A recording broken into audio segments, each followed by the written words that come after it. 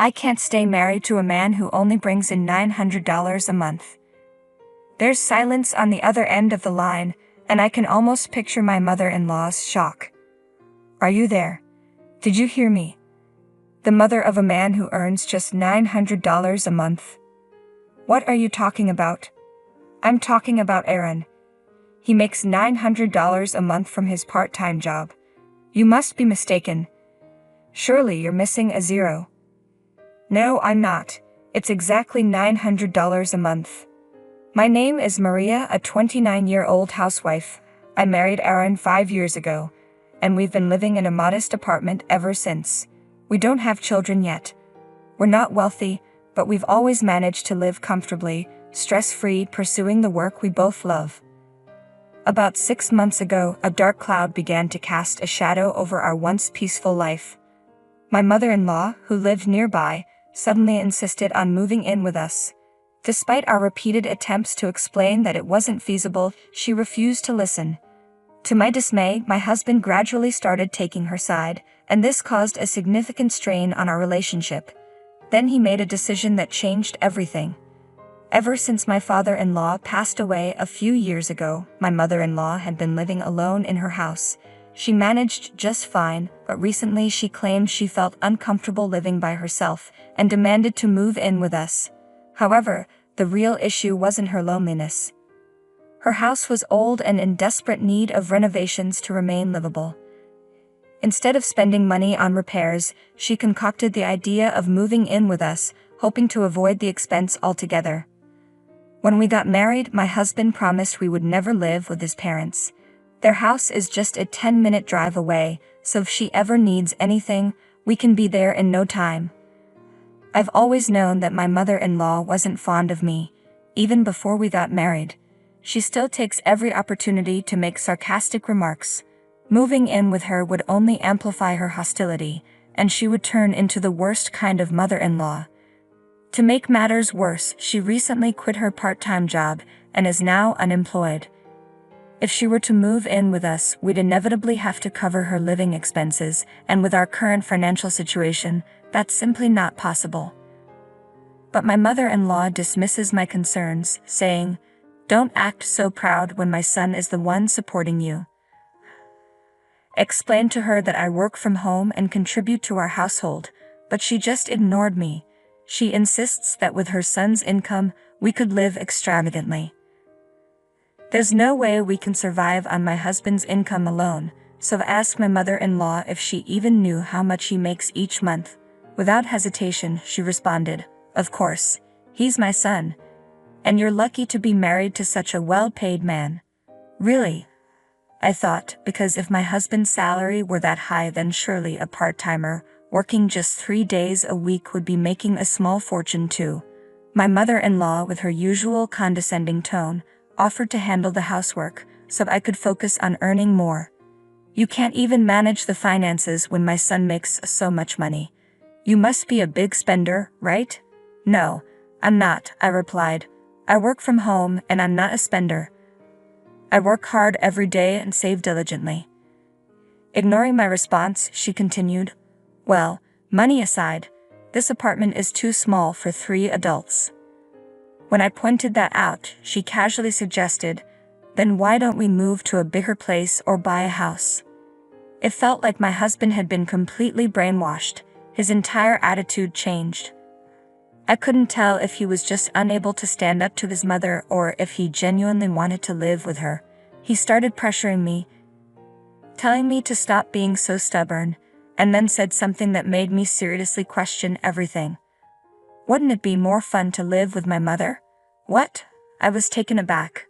"She's offered to take care of the housework. It would make things easier for you too, Maria." My husband seemed entirely on board with the idea of us all living together. I didn't know what to do and felt completely lost. I resisted the idea as long as I could, but my husband, growing frustrated, took drastic action. One day, while I was out, he moved out of the house. When I came home that evening and saw his things were gone, I immediately called him back. "Where are you? All your stuff is gone." "Yeah, I moved out." "What? You never agreed to move in with your mom, so what's going on? I decided to just go ahead and buy a house. Buy a house? With what money? There was a brief pause, then I heard a different voice on the line. It was my mother-in-law. That's right, my son and I are going to live in the new house for a while. Maybe we'll consider living with you after you've had some time to think things over. But until then, I doubt you can even afford the rent on your own. You should be more grateful. Okay, well, excuse me. Hello. My mother-in-law continued to hurl sarcastic comments, but I felt so frustrated that I ended the call abruptly. They bought a house. I couldn't believe it. With their financial situation, there was no way they could afford such a purchase. I don't know where they are, but they can do whatever they want. Honestly, I can manage on my own just fine. I've been covering the rent with my own money, so I'm not worried about being on my own. The idea of divorce began to seem more realistic. A few days later, I received a call. Hey, Brother Tom, long time no speak. You know, Aaron and his mother are staying at my place. What? My brother owns a house, and shortly after purchasing it, he was transferred, leaving me in charge of managing the property. Hold on a moment. I rushed to check the safe in the bedroom. The key to my brother's house was missing. Tom, the key is gone. Have you called Aaron? No, I'm outside the house right now. I'm sorry, Tom. It's a complicated situation. Have a good idea of what might be happening. What should I do? We could call the police, but they're your family. I doubt they'll get involved. True. I'm sorry. I'll handle it in a couple of days. Can you hold off for now? All right. Let me know if there's anything I can do to help. Thanks. After ending the call with my brother, I dialed my husband. I hope you're feeling some regret now. Why is my mother-in-law answering? Where are you? Oh, you don't sound very remorseful yourself. What's going on? Seriously, where are you? I don't owe you any explanations. You're clearly desperate, aren't you? You're not ready to give up a husband with a $9,000 monthly salary. $9,000 a month. Who are you talking about? Who else but my son? He's got enough money to buy a house like that. Ha ha ha. I couldn't help but laugh out loud. What's so funny? Aaron mentioned that if you don't agree to his terms, he's prepared to go through with the divorce. I see. Well, if that's the case, then a divorce is just fine with me. How stubborn can you be? If he leaves you, you won't manage on your own, will you? Of course I will. I'm not interested in staying with a husband who only earns $900 a month. There was silence on the other end of the line. It seemed my mother-in-law was at a loss for words. Hello? The mother of a man who earns just $900 a month? What are you talking about? I'm saying Aaron makes $900 a month from his part-time job. You must be mistaken. You're missing a zero. No, I'm not. It's exactly $900 a month. When I asked Aaron about his salary, he confirmed. It's around 9. Yes, that's right. Around 9. It's hard to believe that your son only makes $900 a month. But $9,000, that's a significant salary.